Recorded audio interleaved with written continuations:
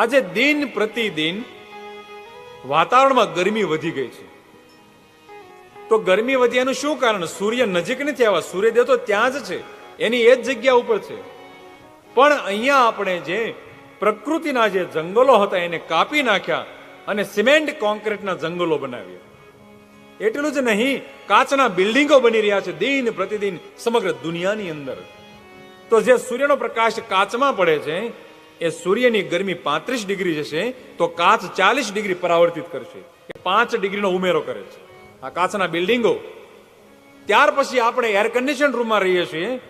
તમે 25 degree air condition રૂમમાં રહો છો, પણ તમે જેટલી ઠંડી લ્યો છો ને એટલી 35-40 ડિગ્રીની ગરમી એનું કમ્પ્રેસર બહાર કાઢી રહ્યું છે, એ વાતાવરણને ગરમ કરી રહ્યું છે.